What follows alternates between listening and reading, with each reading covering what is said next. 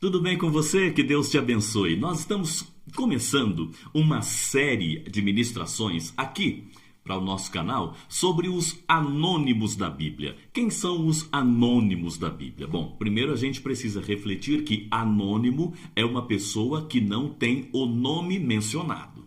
E isso é importante explicar porque muitas vezes você confunde anônimo com desconhecido. Alguém que apareceu rapidamente e sumiu da história. Não, esse é um desconhecido.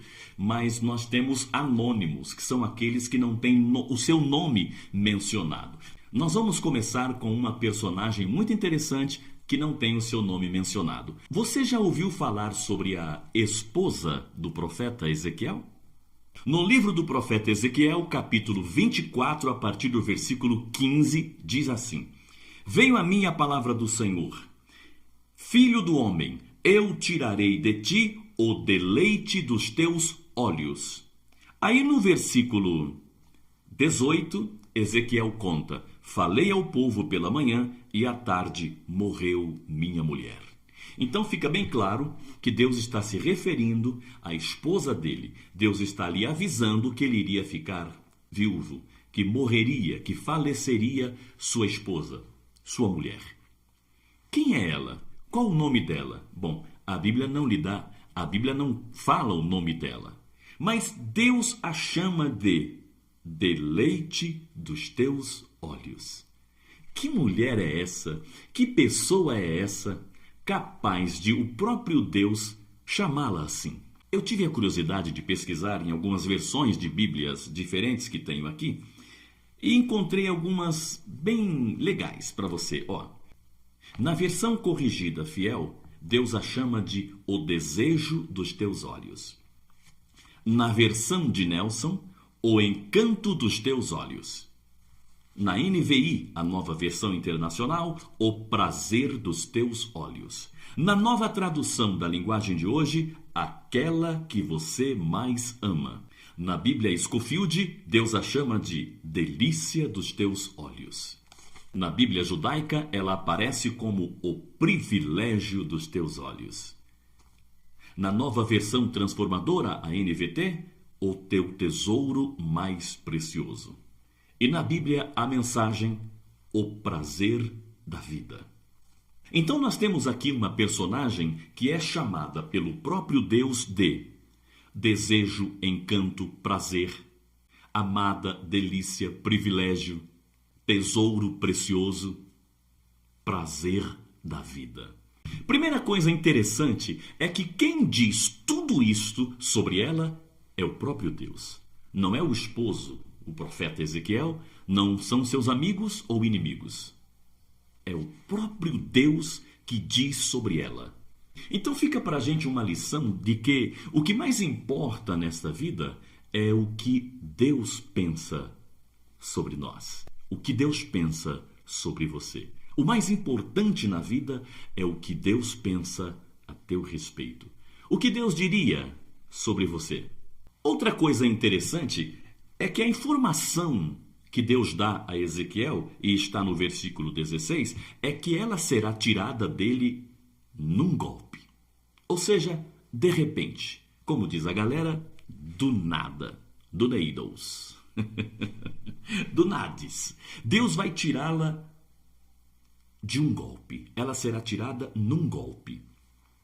Aí fica pra gente a lição de valorizar as pessoas enquanto estão ao nosso lado, porque num golpe elas podem ser tiradas de nós. A vida nos reserva alguns golpes de surpresa. A esposa do profeta Ezequiel. Já tinha ouvido falar sobre ela? Pense sobre isso. Como vai você? Tudo bem? Seguimos com a nossa pequena série dos anônimos da Bíblia.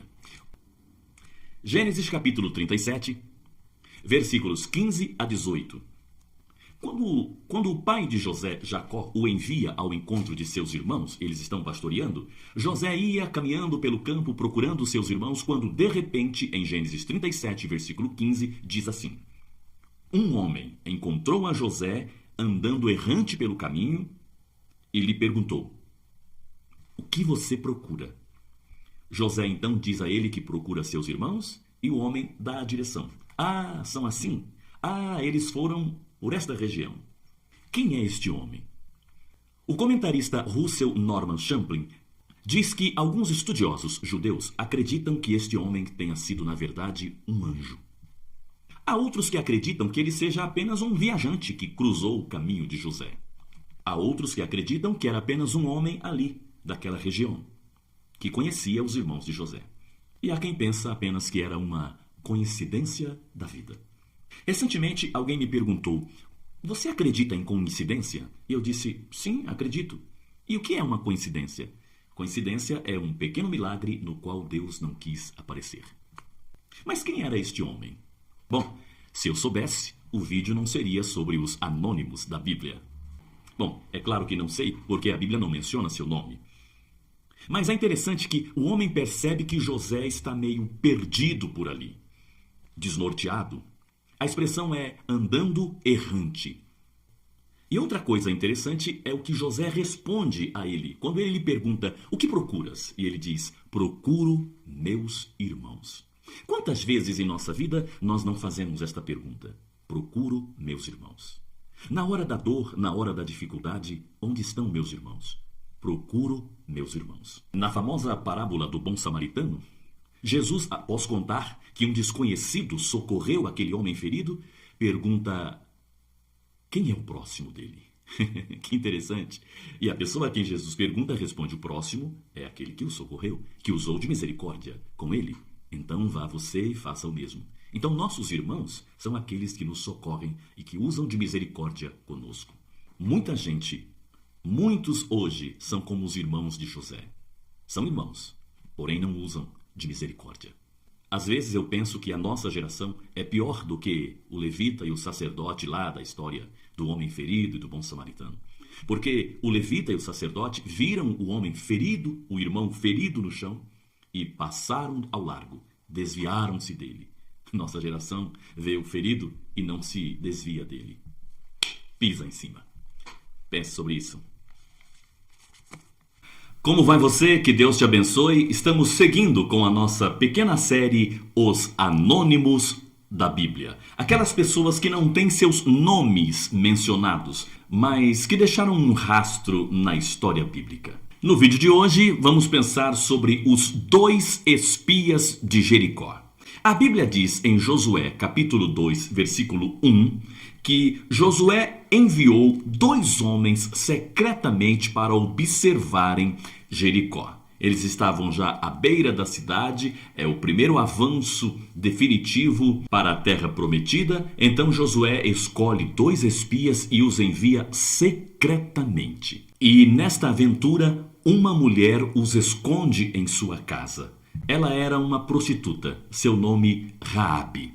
E no versículo 14 do capítulo 2 de Josué, diz que estes homens fazem um acordo, uma aliança, um concerto, uma promessa para Raabe. Nós vamos poupar tua casa na guerra. Nós vamos poupar a tua família.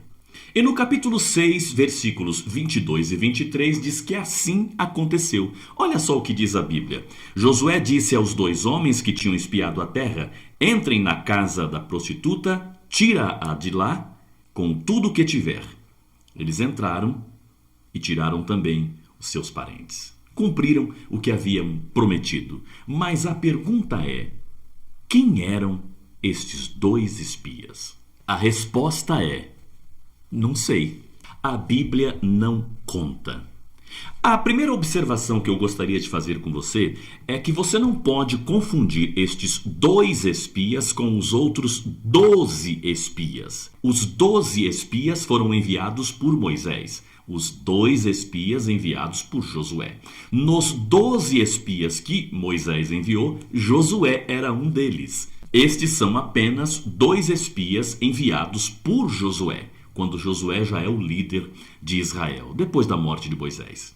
Eles não têm seus nomes mencionados, os 12 espias têm seus nomes mencionados. Então eles vão espiar Jericó e, coincidentemente, conhecem uma garota de programa, Raabe, e ela os esconde em sua casa. Então eles fazem um pacto com ela, sem o conhecimento de Josué.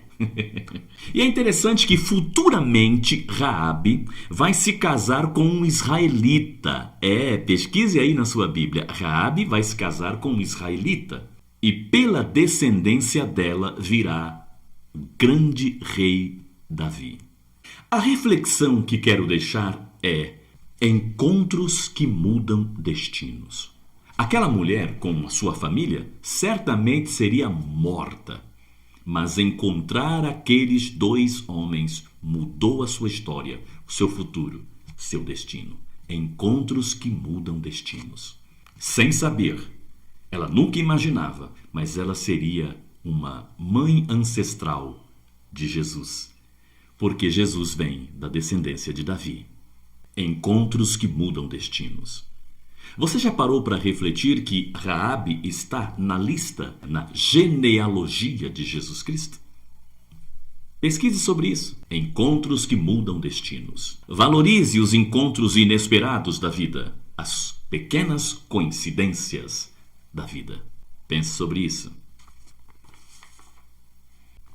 Olá, como vai você? Que Deus te abençoe. Seguimos com nossa pequena série Os Anônimos da Bíblia. Você já ouviu falar sobre a primeira mulher de Sansão? Não é Dalila, não. Se fosse Dalila, não seria no vídeo sobre anônimos. Dalila não é anônima, tem seu nome mencionado. Mas Sansão teve uma primeira mulher que seu nome não é mencionado na Bíblia. Juízes, capítulo 14. Bora ver? No versículo 1 diz que ela era dos filisteus. No versículo 3 diz que os pais de Sansão foram contra o casamento. No versículo 10 diz que Sansão, teimoso, casou mesmo assim. No versículo 15 ela é chamada de a mulher de Sansão. E Sansão é chamado de marido dela.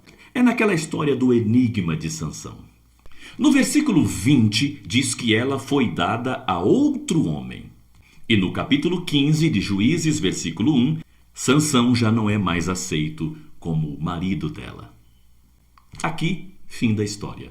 E Dalila? Dalila só vai aparecer no capítulo 16. É interessante como Sansão se desviava, se distraía do seu foco, do seu objetivo, do seu chamado.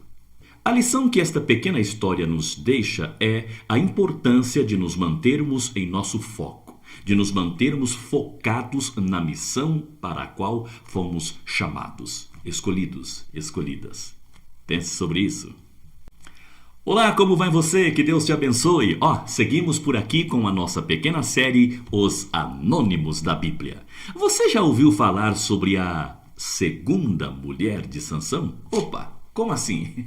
Não é Dalila? Não. Sansão teve pelo menos 2 outras mulheres antes de Dalila. Uma delas já falamos aqui nesta pequena série. Se você voltar aí, você vai encontrar o vídeo. Porém, hoje vamos conversar sobre a segunda mulher de Sansão. Está em Juízes, capítulo 16. No capítulo 16 de Juízes, versículo 1, é mencionada uma prostituta com quem Sansão passou uma noite. E é sobre ela que vamos falar. A Bíblia diz que Sansão passa uma noite com esta mulher e ela era uma prostituta. Com ela, Sansão não se casa. Ele passou apenas uma noite com ela. Seus inimigos estavam à espreita para o matar, logo ao amanhecer. Então Sansão não dorme e acontece uma história muito interessante. Sansão arranca o portão da cidade e sai carregando ele. Não é mencionado o nome dessa mulher, é mencionado apenas que ela era de Gaza e era uma prostituta. E Dalila? Dalila só vai aparecer no versículo 4. Mais uma vez fica bem claro a forma como Sansão se desviava do foco, da missão para a qual ele tinha sido chamado, do propósito de Sansão. E é muito interessante também refletir como Sansão agia por impulso e pela raiva. E Sansão tinha sempre uma coisa de descontar sua raiva em objetos, coisas e pessoas. Pense sobre isso.